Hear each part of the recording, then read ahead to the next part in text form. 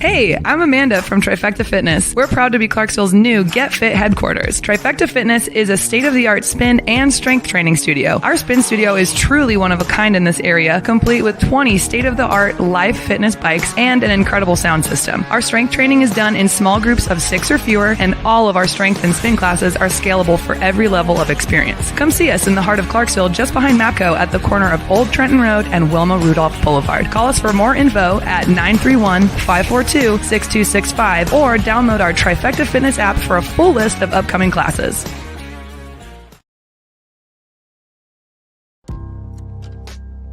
In October 2019, Arlington, Texas was chosen to be the home of a new national museum, unlike any other.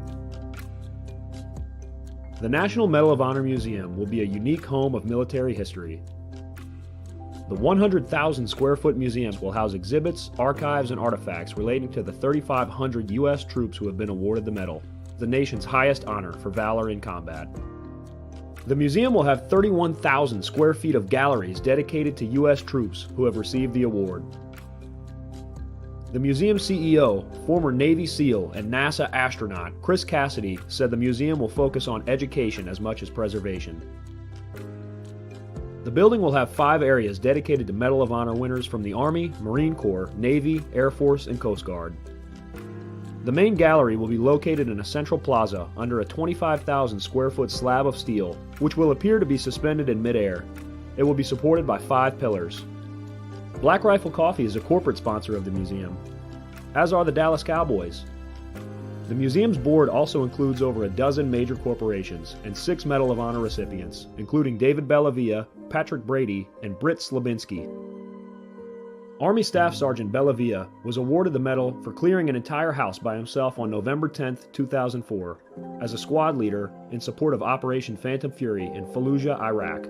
He killed 4 enemy fighters and wounded a 5th in close quarters battle. Army Major General Brady flew and coordinated the evacuation of 51 seriously wounded men during a firefight in Vietnam in January 1968. Slabinski, a Navy SEAL chief and team leader, led a rescue team of SEALs during Operation Anaconda in Afghanistan in March 2002. Slabinski and his team flew to a mountaintop ambush site to rescue Petty Officer First Class Neil Roberts, who had fallen from the back of a helicopter. Slabinski led the team through almost constant combat against an entrenched Taliban force. Along with the board members, former presidents Jimmy Carter, Bill Clinton, George W. Bush, and Barack Obama serve as honorary directors. The museum is expected to open to the public in late 2024. All right. Welcome back. Misfit Nation, the Misfit Nation Show. We are a show founded by a veteran and hosted by 2 veterans and a military spouse. Our mission is to get people to tell their stories to the world. If you're an author, share your tips with the Misfit Nation. If you're a musician or an actor, our audience needs to know how they too can get into the business. Coaches, we love our coaches. Come on and share your tips with the Misfit Nation to help them become better versions of themselves. If you are a corporate leader or an entrepreneur, come on and show how you did it and how hard you have fought for success. If you are a veteran, first responder, or Gold Star family, we would love to have you come on and share your story with the Misfit Nation. We always have time for you. If you're feeling down, alone, or starting to see the darkness, stop. Think about those who are around you. You are not alone. You will be missed. If you feel like your problems will be a burden to those in your inner circle or feel embarrassed, dial 988. If you are a veteran, take option 1. We need you to keep pushing forward. Don't make a permanent solution to a temporary problem. If you are a new listener, welcome to the Misfit Nation Show. Be sure to subscribe to our show on your favorite podcast app. Also on our YouTube channel at @the_Misfit Nation. Subscribe and click the bell to keep you up to date on our latest episodes and all of our news. You can also find us on Heroes Media Group and About Face Radio. Now, let's get to the show!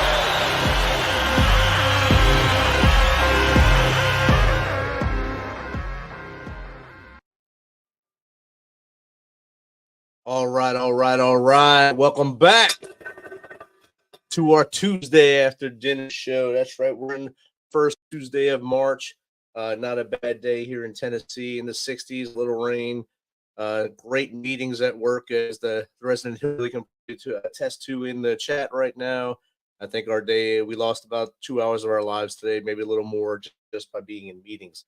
But the fact that there is, they were still alive and we're able to go to those meetings. So let's be thankful for what we have and don't complain about too much. Our next guest is the founder of Woodford Wealth Management Company. Woodford Wealth Management. After going through a tremendously expensive and emotionally draining divorce in 2017, he launched a sister company to this, Allegiant Divorce Solutions. He recognized the challenges you may face as you decide how to handle your finances relating to a divorce. Looking back, there was mistakes he made during his own divorce that could have been avoided had he had support of a certified divorce financial analyst. So without further ado, let's welcome Jamie Lima to the MisFitNation Show. Welcome, Jamie. Hey, man. Thanks for having me. It was an awesome intro. Awesome. Thank you. I see you laughing and smiling, Doris. So I was hoping it was for the good sides of it. It's awesome, man. That might be one of the best intros. I've done a bunch of these podcasts. That's one of the better ones ever, for sure. Awesome. Thank you. I'll take notes on that. My co-host RJ, he came up with the better side of it. I gave meat and potatoes, and he made it into an actual meal. So thank you to RJ for that. He's not with us tonight. He has other obligations on Tuesdays, but he'll be back Thursday.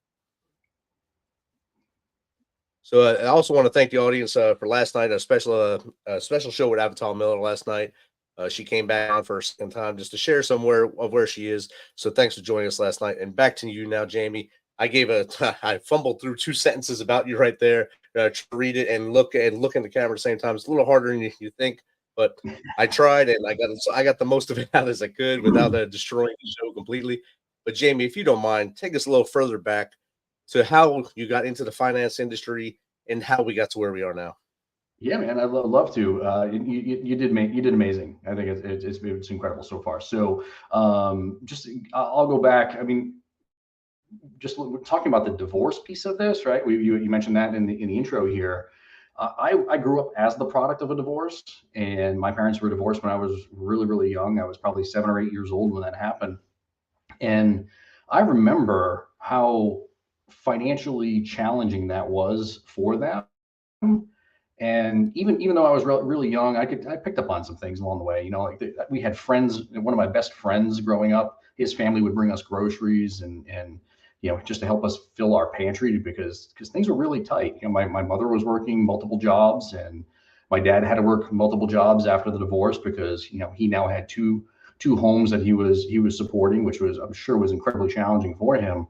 And even when I was that young, I recognized, like, wow, like this is difficult. And it put some stress on me at that age, where looking back now, I probably thought to myself, like, you know, if I ever have kids one day, I want to make sure that they never have the same stressors in their life, or they never have those same concerns over money like I did. And I remember thinking that to myself when I was a young kid. And I don't know about you, but you know, and the people that you love, but I've noticed in my life that the people that are, you know, myself included, if you're missing something in your life, or you don't have something in your life, that's the one thing you tend to gravitate to, right? So that could be money, that could be attention, that could be love in some respects, or whatever. And I feel like that's effectively what propelled me into this career, looking back, where I knew that I never wanted to, I want to make sure my kids never had the same level of stress over money. And now I want to make sure that my clients don't have that same level of stress. And that's really what propelled me into this line of work. And I've been doing it almost 20 years now. It's crazy to say, but I've been doing this work for almost 20 years now. I started my career as a financial planner in some big name firms, which if I mentioned the names, you would definitely recognize them. And then I launched my own company about 4 years ago. It's Woodson Wealth Management, Woodson, Woodson. We're at the base of Mount Woodson here in San Diego, which is where the name comes from. But I launched my own company about 4 years ago. And then more recently, over the course of the last couple of years, really started to focus my time, energy, and efforts on helping people navigate the financial nuances of divorce, which is what prompted me to launch the second company, where we do a lot of divorce financial planning, and now we're doing some mediation work and that type of thing as well. So that's kind of the story in a nutshell, so to speak. I know a lot of our audience, being veterans, it's a pretty horrible statistic as you go up in rank in the military, you go up in divorces as well.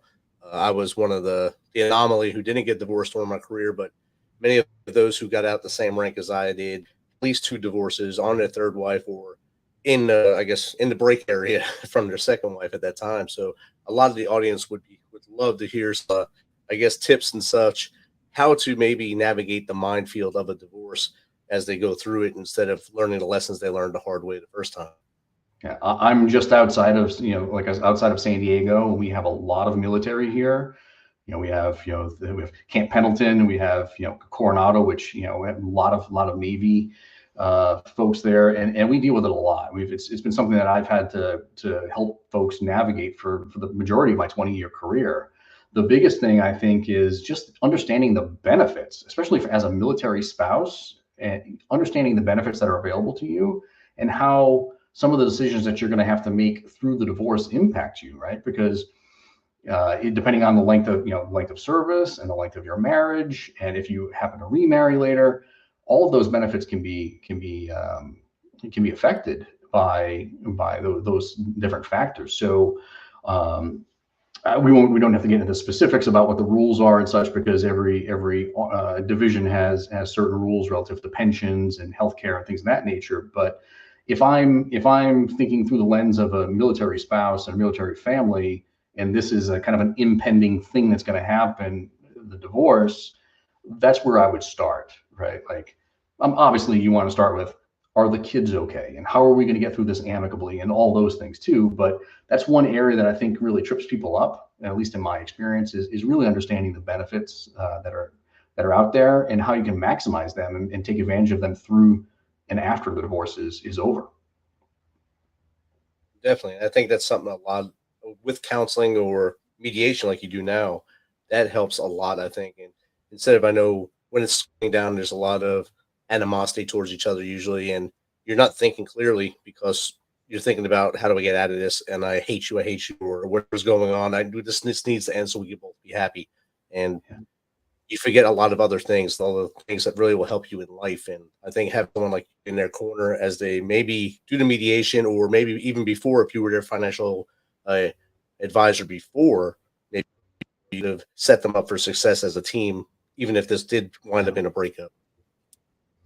Exactly. You just mentioned two really good points. The first being the therapy component of it and the emotional support that you need. One of the things that I talk about, which ties in another one of your points, which is creating a team for you, right? And I always tell people, like, if once you decide that you want a divorce, the very first thing you want to do is create Team You. And that's usually an attorney, which doesn't always have to be part of the mix, right? I mean, we can get through this without attorneys. I'm sorry for the attorneys that are out there listening, but in many ways we can get through this without having to pay gobs of money to attorneys. You have your financial person, i.e. someone like myself, your loved ones, your family members that are around there to support you and wrap their arms around you to help you through this process. And I'm a big fan of therapy, right? Being able to understand how you handle the emotional aspects of things and be able to navigate those feelings that you're going to have. And I know a lot of your listeners have been through some pretty challenging things and are very strong people in and of themselves, but I think it's okay to reach out and get that help, because I've seen the people that don't get the help, and some of the decisions that they make can be emotionally charged, and they make a lot of mistakes that way. If you can really try to rein in your emotions through this and navigate the emotional aspect of things, it will help you in so many other areas, right? Which tying back in one other thing you mentioned, which is, it doesn't always have to be argumentative, and it doesn't always have to be, you don't always have to be very, I hate you, you hate me type of scenario, right? You can get through these divorce amicably. Those are not the ones you hear about on the news, though, right? Those are not the ones that your friends want to tell you about. It's all the challenging ones that you hear about. But I've seen it firsthand that people can get through this without having to, break out the boxing gloves, so to speak. Definitely. You're right. You don't hear about the ones that work out without drama. And so those aren't made for books. They aren't made for TV movies. Was it movies in the past made it where the kids are thrown back and forth between them, the War of Roses, all those things. You don't, those are the ones you see. You don't see things where Mr. and Mrs. Smith just realize that they don't love each other and they're not who they thought they were when they were 18. Now that they're 35 and they need to go a different way. And it may be just like, hey, you just need to figure out how to split this, split the debt, split the credit, and go forward. And that might be the best way, things that you ever see, but we don't see that. Exactly. So we're going to switch into the financial side of it here, since it is the beautiful tax season right now, and a lot of people are shifting over, of course. And I'm sure in your job as an advisor, before this time of year, you're trying to coach them up on what to do with these, position themselves to move forward. We always hear things like, make sure you give to your IRA, make sure you give to the 401k at work, make sure you get a match at work. If you're not getting a good match at work, is it really worth the 401k? Should you do something on your own? So what is your advice for that person, corporate, giving their 401k and maybe having their own Roth or traditional IRA on the side? Which one is the best of the two, and where should they go? I think, I don't know if there's anything is the best. I think it's really predicated on someone's tax situation. In traditional situations, what my usual flow through or recommendation is to start with the 401k, like you mentioned, and you contribute up to the company match. Let's say, for example, your company will contribute 3% to your 401k. Take your on your paycheck, make the adjustment to contribute 3%. You get 3% for yourself, 3% for the company match. Now you have 6% of your pay rate going into your 401k. After that, if you're eligible, I would consider contributing to a Roth IRA. There are income limits that are associated with it, so you have to be very, very careful. And it all depends on how you file, whether you file single or married filing jointly. And there are different ranges in there, some phase outs that are associated with how much you can put into your Roth IRA. I'm a big fan of Roth IRAs. So if you're able to contribute to the Roth, go ahead and do it. Max that plan out. And then usually we go back to the 401k to max out get the 401k maximum for the year. And if you're able to do that, which is awesome, you've now maxed out your 401k, you've maxed out your Roth IRA. And if you still have funds left over, if you're one of the lucky few that does, then I think it's okay to contribute to a traditional brokerage account. Make sure you have money in, your high yield savings accounts, those types of things, to, so you have a break in case of emergency type of fund to be able to access. And right now, interest rates are incredibly high, which is beneficial from a savings perspective. Not so much if you're trying to buy a house or you have credit card debt. But there are a lot of companies out there. We use one that pays 5%. So, while your cash is just sitting there doing nothing, you could be, getting 5% interest on that money, which is certainly better than most banks will offer at 0.5%. Right. And better to have money work for you than you work for your money all the time. Absolutely. Have something to look at the end of the year or at the end of your goal to retire, whatever the year that is in your life, to be able to be free of having to work and have that nest egg to go and be whatever you want to be, a jet setter, travel the world, or just sit on the beach somewhere and drink whatever you drink in the morning and watch the fish jump out of the water. Absolutely. If you're happy, you're happy. You got to get to that point, though. So we talked about the Roth and the 401k. I heard something on the news the other day about whole life insurance being a scam. Don't go for it. And then you also hear someone chirping in your ear saying, "Go for whole life. You got to get it." Do you have a stance on that, and what do you believe is the best way to go? My stance is you don't listen to the TikTok advice, right? There's a lot of bad advice out there on TikTok. I post sporadically on TikTok. We have a social media gal that helps me with some of our postings and whatnot in social media world. And she posted TikTok. So there are some videos that are out there, but I usually use TikTok to see what kind of garbage is out there. So I'm well aware of what my clients are seeing. And there's so much noise. Listen, if you're buying a whole life insurance policy because you think there's going to be some kind of tax haven, or you're going to leverage it like a personal bank or whatever, you're doing it for all the wrong reasons. And frankly, the people that are selling that stuff, you have to understand how they're incentivized to sell it to you. They're mostly commission sales people that are getting a nice little rip off of whatever you're buying. So you've got to be very careful, and you got to be cognizant of where you're getting your information, right? Is it some 22-year-old kid that's posting on TikTok about leveraging their whole life insurance policy, or how an LLC can be a tax haven? That's another one I see all the time. Or someone like myself and my colleagues who have 20 plus years of experience doing this and have worked with thousands of people to build successful financial plans over the years. It just doesn't make any sense to listen to that stuff. So I do have a stance. I hope it comes across. I definitely have an opinion about this. And I would say you have to understand what you're buying and who you're buying from, and ask a lot of questions. I'm a big believer in having insurance and using insurance in the right way. But what a lot of people are seeing out there, it's not designed for that use. Let's just say that. So say someone has a buyer's remorse in a life, or something they purchased for a financial gain. Are there benefits to getting out of it and then reinvesting that money somewhere else? Absolutely. I think I'll take that a step back on this. A lot of those insurance products that are out there have significant penalties if you get out within a certain period of time. In our world, it's called a CDSC, or a contingent deferred sales charge. And there are some that are out there that will charge you for 10 years if you want to get out of this thing. And you could be tied up in specifically annuities. Annuities that are out there, they do this a lot. There's a lot of index annuities and a bunch of other garbage that's out there that I would never sell to anyone. And you have to read the fine print. You can have buyer's remorse all day long, but you have to recognize that there are penalties that will come along with it. So you, again, understand what you own and know why you own it. We will recommend, and I just had a conversation 45 minutes ago with a client of mine, and we were talking about insurance and making sure he has enough life insurance and umbrella insurance. The company that I run, our Woodson Wealth Management, we're a fee-only company, so we don't sell insurance, we don't get commissions, we don't sell any of that stuff. We just provide the advice. So I don't care if he goes to State Farm or if he goes to Geico or wherever to get the insurance that he needs. It doesn't have any effect on our compensation, so we're not biased in that regard.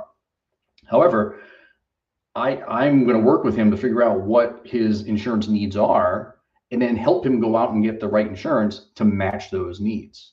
That's how you should be approaching insurance. It's called a needs analysis.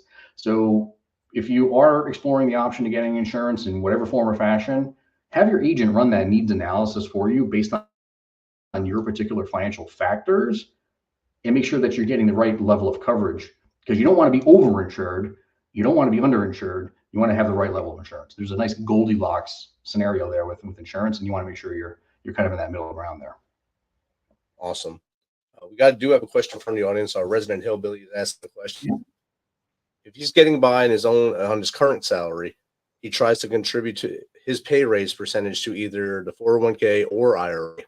Is this a good practice, or should he do something different?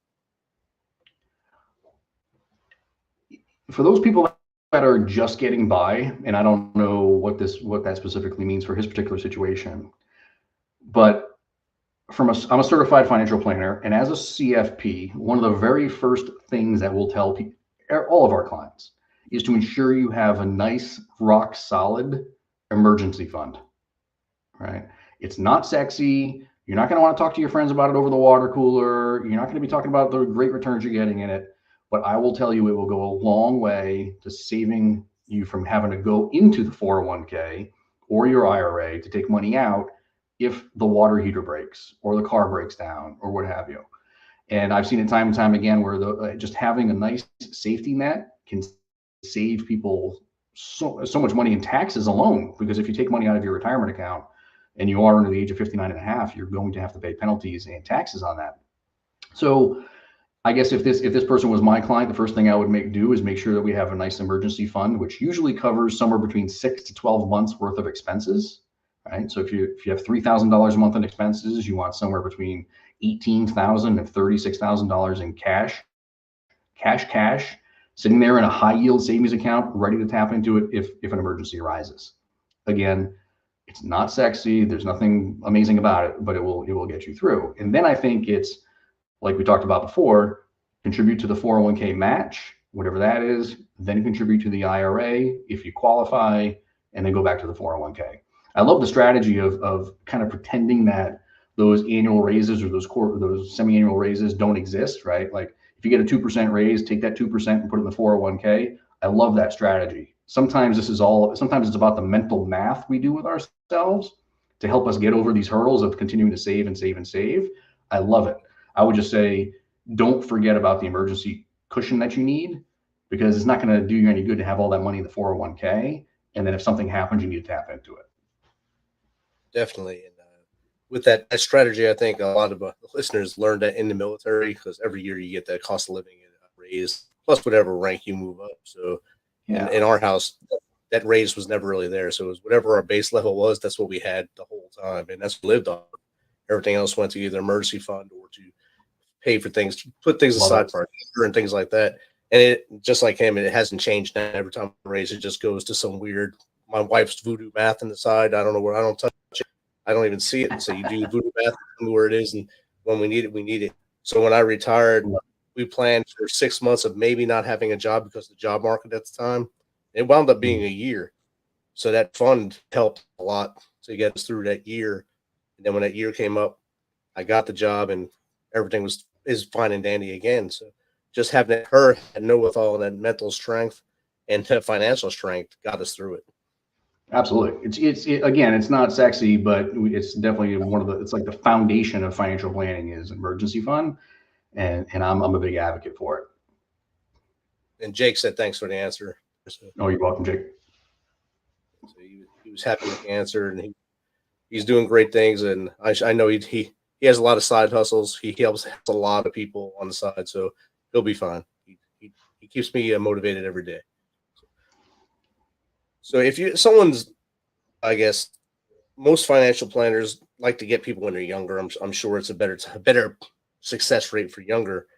But as the people get to the, say, 30, 40, 50, what are the biggest challenges as they hit those, those speed bumps or those plateaus in life? I think the biggest thing that we face with the clients that we work with, and for the record, the crowd that we work with these days is somewhere between the age of 30 and 50. So we do work with a pretty young crowd. In my old life, when I worked with some of these other firms, we worked with typical retirees and people that were well beyond that. And I wanted to work with a little bit younger crowd with the new company. But the thing that we face, and I think this is me, you, a lot of the clients that we work with, there are a lot of spinning plates. There are a lot of competing priorities, right? I'll just give you an example. My exact situation. We have a blended family. We have 5 kids between the two of us. My wife and I have 5 kids between the two of us. 3 of them are in college. I have one who's going to be a senior here, before I know it, and I have a 12-year-old. Oh my. I'm running 2 companies. My wife has a full-time job. She unfortunately just lost her mother over the Christmas holiday. My parents are starting to age, and so we're kind of sitting here in the middle. And I have my parents over here that I'm worried about, and how are they going to take care of themselves, and they're going to be okay? What does their estate plan look like? Are they going to be, where's all that, the stuff that they have saved, where's that going to go? So on and so forth.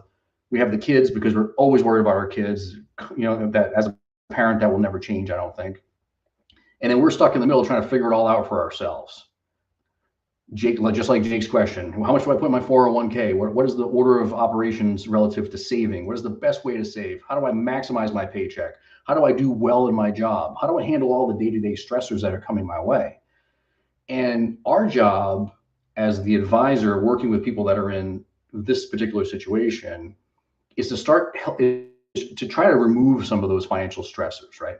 I can't help with their parents. I can't help with their kids.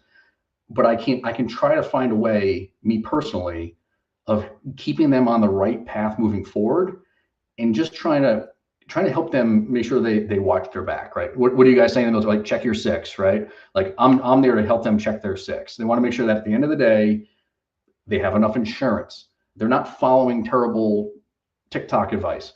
they're budgeting appropriately, they're saving, they're focused on college savings, their own estate plan, all those things. If we can take that work off of them, and because we can't do it all for them, there has to be some engagement by them too. But in the investment management, if we can manage the investments and make sure that they're on the right track moving forward, I feel like it's noble work, man. I feel like it's like we're helping a lot of people, and we're coming from a good place doing it. And I think it's going to put a lot of people on the right path moving forward. And that's kind of what we're focused on right now. Those are the things that I'd be thinking about, as your audience, I think is probably in the same age range. Those are all the things that I recognize are coming at you. And, people like us are out there to help. Awesome. And that's a great answer right there. I think everyone should have been able to tune in a little bit there to hear what you were saying, pick up what you were putting down right there. One thing you threw out in there is that you kind of glossed over estate planning as you went through there. And that was going to be my next question anyway. What exactly is estate planning, and how early should you start it? If you are over the age of 19 and you do not have an estate plan, you are doing your family a disservice.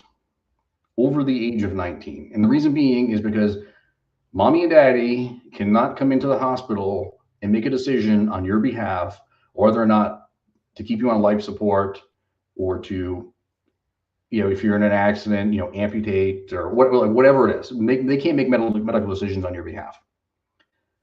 They also can't go open bank accounts for you, and they can't close bank accounts. They can't pay your bills. Let's say you're 25 years old and you're in your first, real job with a real apartment and all those things, right? You're very proud of yourself.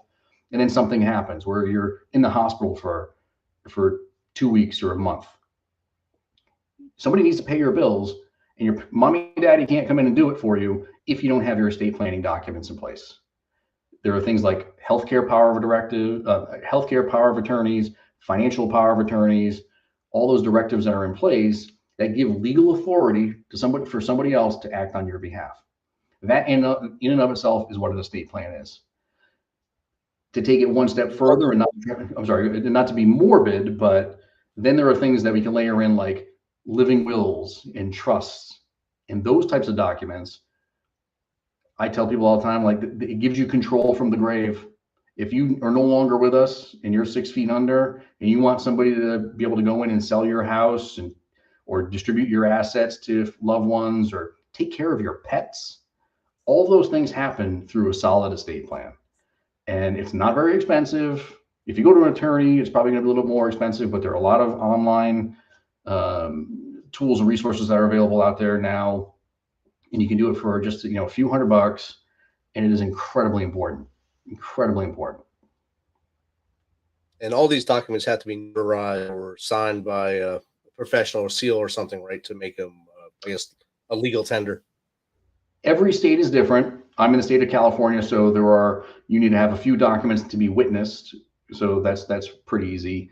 Or you go to a notary, and a notary can sign. Effectively, what they're doing is they want to validate that you are who you are, and you're not under duress when you're signing these documents.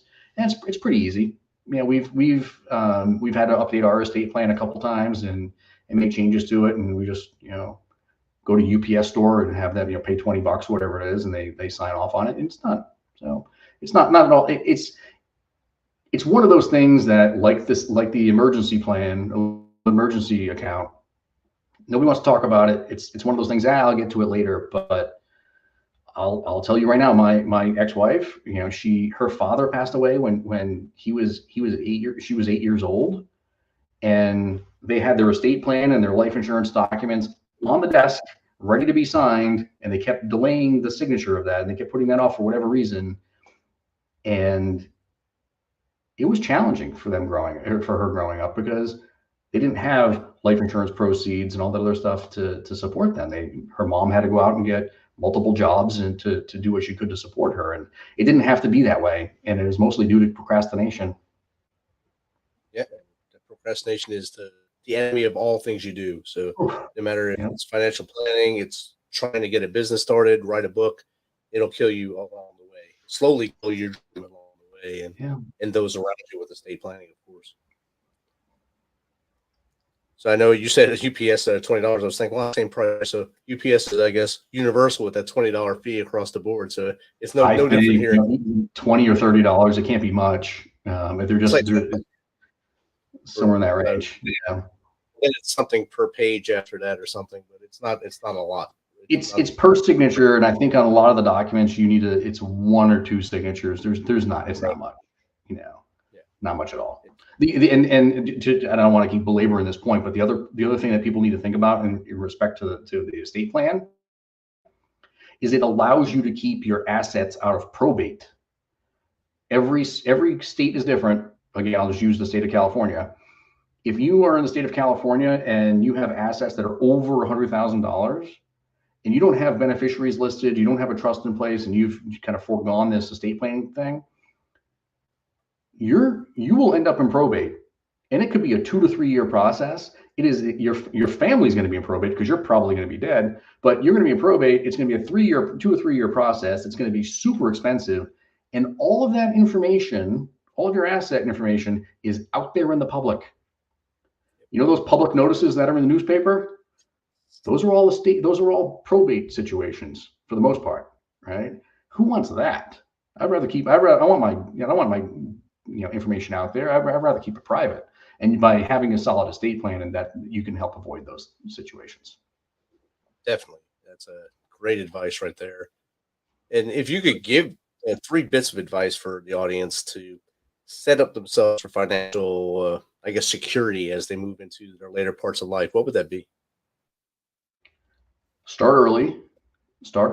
We've started our kids with their own retirement accounts as soon as they had their first job, which may be a little bit early, but I think it's going to go a long way in helping them on down the road. So start early, save often. Right? It doesn't have to be a lot. $10 here, $20 there, $100, in the 401k, whatever it is. But save early, save often. And I think we talked about this a little bit, but I want to reiterate it. You have to avoid the noise. There's always a bad day to invest. We were just talking not too long ago about things like the Russia-Ukraine crisis, right? Oh, well, Russia-Ukraine, there's going to be a war. I'm not going to invest. Interest rates. Oh, interest rates are high. I'm going to wait till interest rates come down. Or interest rates are low. I'm going to wait till interest rates are up. There's always a reason. If you watch CNBC like every day, like I do, you'll recognize that it is all just noise out there, right? And the problem is we have this in our hand, 24 hours a day, 7 days a week. And there was a time when I first started in this career, you used to have to pick up the phone and call me to place a stock trade, or call me to find out what the S&P 500 was doing that day and if the market was up or down. Now, 2 seconds on the toilet, I can place a trade, right? I mean, it's 24 hour, this 24-hour news cycle. It's in your face all the time. It's technology and all this other stuff. And frankly, it's all just a bunch of noise. Nothing fundamentally has changed about the ability to build wealth. Spend less than you make, save early and often, avoid the noise, and just wash, rinse, repeat, and you're going to be fine. There's really no magic bullet. It's just consistency. Outstanding. Jake has another question for you. How about a trust and setting up one to avoid inheritance tax? If Jake has to worry about inheritance tax, I want to be Jake's friend, because we're at like a $15 million exemption right now.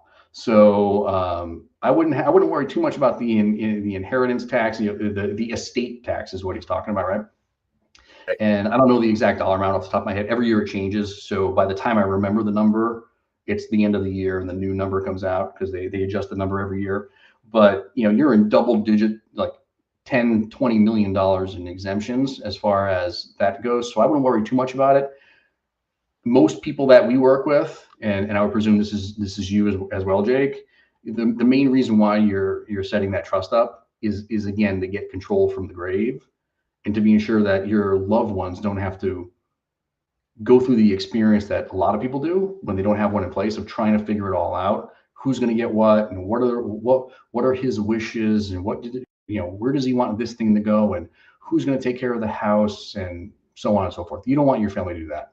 You want your loved ones to be able to look at the document and go, Jake's got it all figured out. Here's the roadmap right here. Now let's go spend some time mourning the loss of him so we can move on with our lives. Right? That's what you want for your loved ones. Right? I would venture to guess most people want that for their loved ones. And I've seen situations where it could take 2 or 3 years to unwind an estate because those documents are not in place. Whereas we can do it in just a couple months if a trust is involved, and all you need is the trust and the death certificate, and it's kind of done at that point. So I wouldn't worry so much about the exemptions. It's more about the experience that your family's going to have when you're no longer with us. And Jake said, good deal. Thank you for that. And I think that was outstanding advice. As we start to close out here, what's the best way to get in contact with you, Jamie, if someone wants to pick your brain like I did tonight, or maybe get you to be their financial advisor? Hey, man, I'm an open book. So I love to have these conversations. I'm a firm believer in education and trying to help as many people as I can. So my cell phone is on the website. That's how open I am about this stuff. If you go to the website, I'll give you two. Well, the first one is our traditional wealth management company, Woodson Wealth Management. That's woodsonwm.com, WOODSONWN.com, Woodson Wealth Management. And our divorce financial planning company is called Allegiant Divorce Solutions, and that's AllegiantDS.com. I try to keep it super simple from a domain name perspective, but all my contact information is on the website. Call, text, email, whatever you need, it's on there. Happy to help wherever I possibly can. Even if I'm not the right guy for you, my promise and my mandate for myself and our other advisors as well is we'll find you the right person. So we have a pretty sizable network of other advisors, and everybody has a little bit different business model, and different people they like to work with, or they get along better with. Or I have some advisors that I know that are former military that would be perfect fit for some people. I'm happy to align people and get them in the right place. It's not a problem at all. It's outstanding. And both those websites have gone across the bottom of the screen as we're talking here. And I think both of them are in the show notes because I think they were in your bio that you sent me. So I put them both in the show notes. So all those links are in the show notes for those who aren't able to see the video but are able to listen to the audio. It'll be in the show notes. It'll also be in the show notes on the YouTube as well. Jamie, thanks again for taking some of your time tonight to hang out with the Misfit Nation, share a lot of knowledge with us. It's been great chatting with you. Thanks for having me, man. Thank you for your service, you and a lot of your listeners too. I am super appreciative of it. So thank you for all that you've done for us. We appreciate that. Thank you. Have a good night. See ya.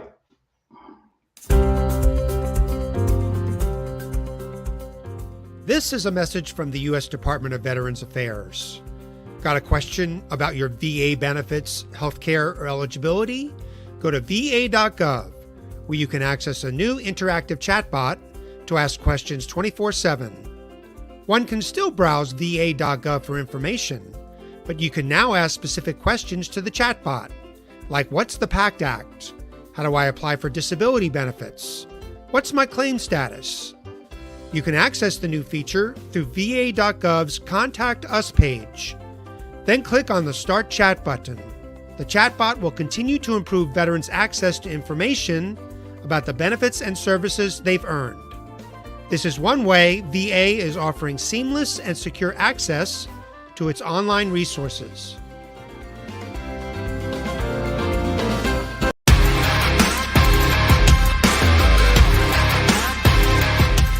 Thanks for checking us out and being a part of the Misfit Nation Show. Don't forget to visit our website at themisfitnation.com.